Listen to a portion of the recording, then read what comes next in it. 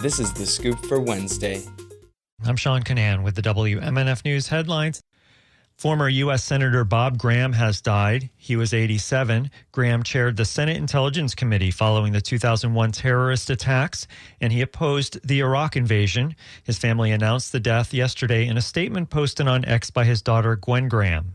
His family said, Bob Graham devoted his life to the betterment of the world around him. The memorials to that devotion are everywhere, from the Everglades and other natural treasures he was determined to preserve, to the colleges and universities he championed with his commitment to higher education, to the global understanding he helped to foster through his work with the intelligence community, and so many more.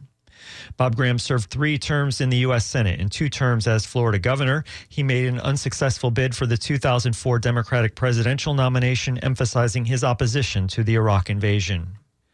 A trial date is set in a lawsuit over how Florida handled removing people from the Medicaid rolls following the coronavirus pandemic. Here's more from Regan McCarthy.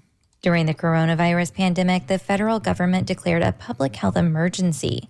Part of that declaration kept states from removing people, even if they were no longer eligible, from Medicaid, which is state and federally funded health insurance for low-income people. The number of Medicaid recipients in Florida grew from about 3.8 million in 2020 to nearly 5.78 million in April of 2023.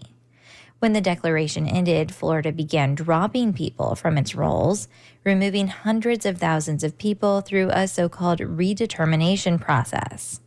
But lawyers representing a group of beneficiaries say the state did not properly inform many previous recipients before removing them from the program. A federal judge has set a trial in the case for May 13th. I'm Regan McCarthy. A statewide task force will announce its top picks for Florida's first Black History Museum by the end of this week. The top 3 or 4 sites in the running for the museum are being notified this week and are asked to appear in front of the Florida Museum of Black History Task Force in Tallahassee on Friday. Chair of the task force, Senator Geraldine Thompson, says Eatonville, along with other Central Florida sites like Seminole County, are being considered. So we're looking at Eatonville. We're hoping that the litigation regarding the land, the Hungerford land, hopefully that'll be resolved soon, and we won't have that cloud. We're going to invite the top 3, maybe 4, to come to that meeting on April 19th to answer questions or to clarify things that we may be uncertain about. On the 19th, we'll know basically where the museum should go. Orange County Schools have announced it will donate 10 acres from the former Hungerford school site in Eatonville for the museum. The district and the town of Eatonville are currently working on a way to release those acres from pending litigation over the site of the area's first Black school. The University of Southern California has canceled a commencement speech by its 2024 valedictorian, a Muslim student who has expressed support for Palestinians. The university is citing substantial security risks for the event, which draws 65,000 people to campus. The decision was announced in a statement Monday by the provost and senior vice president for academic affairs. The valedictorian is graduating with a major in biomedical engineering and a minor in resistance to genocide. She said USC abandoned her after she was subjected to racist hatred by anti-Muslim and anti-Palestinian voices. The United Nations is appealing for $2.8 billion to provide desperately needed aid to 3 million Palestinians.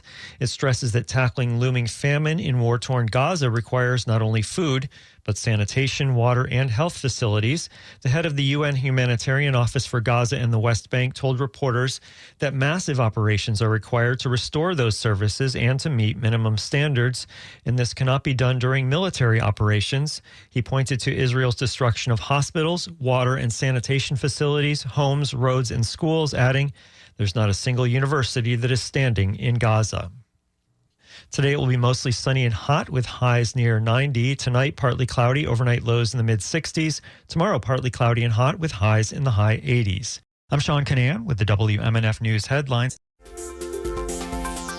This is The Scoop, recorded at WMNF Tampa.